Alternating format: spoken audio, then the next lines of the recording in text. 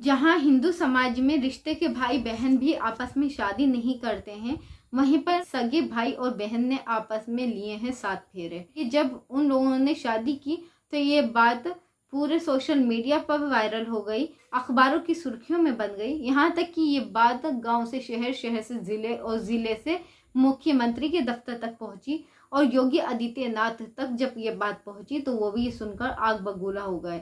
कौन थे वो सगे भाई बहन जिन्होंने आपस में ही शादी की थी और क्यों, क्या थी इस शादी करने की वजह और क्यों हुए थे योगी आदित्यनाथ गुस्सा, जानते हैं आज की इस सच्ची घटना में। आदाब, नमस्कार, सत श्री अकाल। मैं हूं शबनम खान और आपके सामने लेकर आई हूं जुर्म की एक और नई अनोखी दास्तान।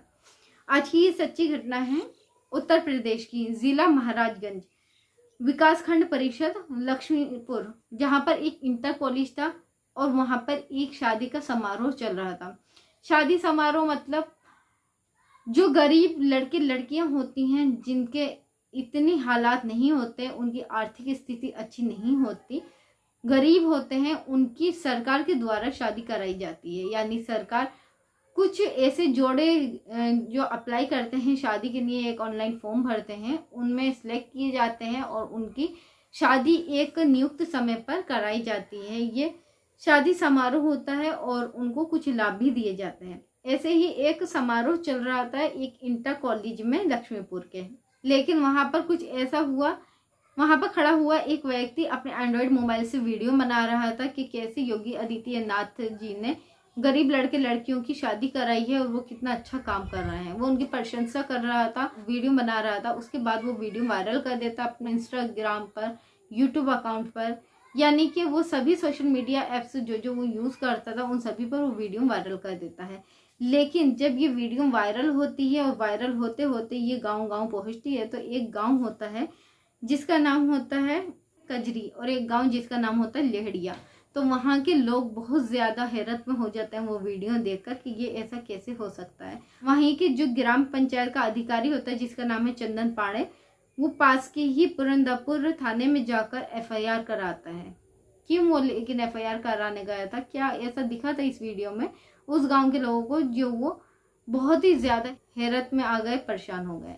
असल में हुआ ये कि जब ये स्कीम चलती है, क्योंकि सरकार की योजना गरीबों के भले के लिए ही होती है कि उनको अधिकार दिया जा सके, अगर वो गरीब हैं तो उनका साथ दिया जाए। एक जो व्यक्ति होता है, बीच के जो एजेंट होते हैं जिनको दलाल कहते हैं, वो जाता है एक गांव में जिस गांव का नाम होता है केजरिया। कजरी गांव में एक लड़की रहा करती थी जिसका नाम था प्रीति यादव। वहीं के पास का एक गांव था लेहड़ा, वहां पे एक व्यक्ति रहता था जिसका नाम था रमेश यादव। ये दोनों आपस में प्यार करते हैं। प्यार करने के बाद इन दोनों की आपस में घर वाले की रजामंदी से शादी भी हो जाती है। लेकिन शादी को अभी कुछ दिन ही बीते थे, यानी 1-2 महीने ही हुए थे, तभी लड़की के पास कजरी गांव में एक एजेंट जाता है और बोलता है कि तुम गरीब हो, सरकार से लाभ मिल रहा है, तो तुम लाभ क्यों नहीं ले रही। वो लड़की बोलती है कैसा लाभ। बोलता है कि सरकार जो है वो गरीब लोगों की शादी करा रही है और शादी में कुछ पैसा भी मिलेगा, कुछ दहेज भी मिलेगा, कुछ ज्वेलरी भी मिलेगी, तो तुम भी इस लाभ का फायदा उठाओ, तुम भी ये लाभ हासिल करो। तो वो लड़की बोलती है कि मेरी तो ऑलरेडी शादी हो चुकी है, मेरे अभी कुछ महीने पहले ही मेरे पति से यानी कि रमेश यादव से शादी हुई है। तो वो व्यक्ति बोलता है हाँ तुम्हारी शादी हुई है, मैं जानता हूँ, लेकिन सरकार ये नहीं जानती। मैं तुम्हारे दस्तावेज यानी कागजात बना दूंगा जिसमें तुम्हें दोबारा दिखाया जाएगा कि तुम्हारी शादी नहीं हुई है और तुम्हारे ही पति से दोबारा तुम्हारी शादी करा दी जाएगी। तुम्हें क्या करना है, पति तो तुम्हारा है ना, उसी से शादी होनी है, दोबारा से 7 फेरे ले लेना, लेकिन इसके बदले तुम्हें अच्छी खासी मोटी रकम मिल जाएगी और तुम्हारी आर्थिक स्थिति सुधर सकती है। वो लालच में आ जाती है कि ठीक है मैं इस शादी के लिए तैयार हूँ। पति को ये बात वो बताती है तो पति भी इस बात से एग्री हो जाता है और फिर ऑनलाइन उस लड़की का और फॉर्म भर दिया जाता है और अपने गांव से रमेश अपना फॉर्म भरता है। यानी लड़की का जो फॉर्म भरा गया था वो उसके मेके की तरफ से भरा गया था और रमेश का फॉर्म अपने गांव की तरफ से भरा गया था। इन दोनों का नाम आ जाता है उस सूची में और एक तारीख तय कर दी जाती है कि इनकी जो शादी है 5 मार्च 2024 को होगी और ये लक्ष्मीपुर का एक इंटर कॉलेज है, वहां पर ये शादी होगी और वहां पर 38 जोड़ों की शादी एक साथ होनी थी। 2 पंडित होते हैं, एक पंडित मंत्र का उच्चारण करते हैं, दूसरी विधि विधान बताते होते हैं दूल्हा दुल्हन को कि अब क्या करना है, अब क्या करना है, इस तरह से। अब टाइम आ जाता है 5 जून का, लगभग 1 बजे थे। एक एक करके वहां पर और भी जोड़े थे, यानी कि 38 जोड़ों की शादी होनी थी, 37 और थे, और एक ये जो था प्रीति का जोड़ा था, प्रीति और रमेश का, इनकी शादी होनी थी दोबारा से, जो की शादी हो रही थी। लेकिन लोगों को पता नहीं था कि ये पहले से ही पति पत्नी है। लेकिन वहां पर प्रीति तो पहुंच जाती है, लेकिन रमेश नहीं पहुंचता।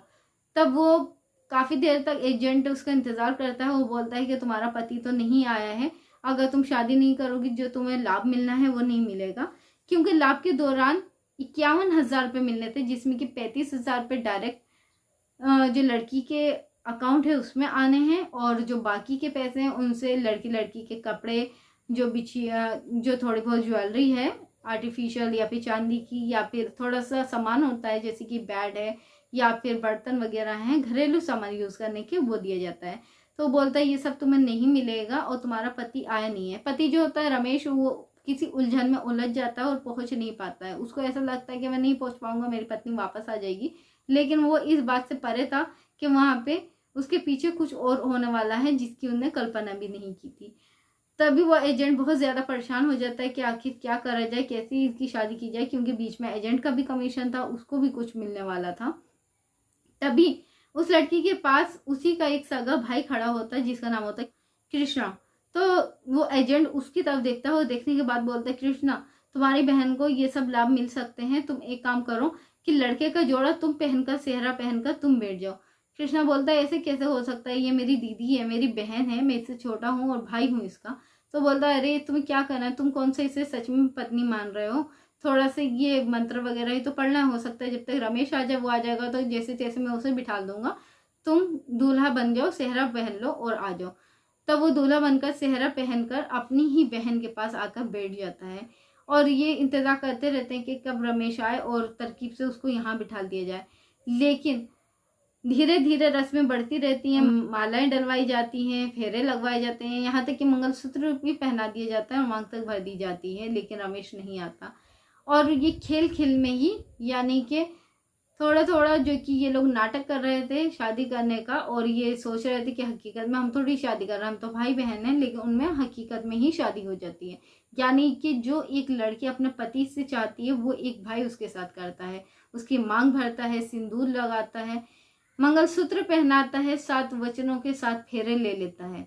और ये सब करने के बाद वो लोग अपने घर चले जाते हैं। लड़की के अकाउंट में 35,000 रुपये आ जाते हैं, कुछ सामान और जेवर उसे मिल जाता है, जिसे लेकर वो बहुत खुश हो जाती है। लेकिन ये बात वो अपने घर वालों को नहीं बताती कि मेरे भाई से ही शादी हो चुकी है, यानी ससुराल वालों को ये बात पता नहीं होती है। फिर उसके पति को ये बात पता चल जाती है, लेकिन वो उसको नजरअंदाज कर देता है और बोलता है कि तुम्हें घर में किसी को कुछ बताने की जरूरत नहीं है, वरना बहुत बड़ा हंगामा हो सकता है घर में। इसी तरह से मेके वाले भी ये बात वहीं पर छुपा लेते हैं कि अगर आस पड़ोस में पता चल गई तो हमारी बेइज्जती हो जाएगी। लेकिन उनको ये नहीं पता था कि राज छुपाए नहीं छुपता, क्योंकि आजकल सोशल मीडिया का जमाना है, जहाँ भी कुछ होता है तो वीडियो रिकॉर्डिंग, वीडियोग्राफी होनी स्टार्ट हो जाती है। तभी जो योगी जी का एक शुभ चिंतक था वो वीडियो बना रहा था और योगी जी की तारीफ कर रहा था कि वो कैसे ये सब कर रहे हैं, गरीबों की मदद कर रहे हैं। और ये वीडियो वायरल होते होते गांव शहर सब जगह पहुंच जाती है।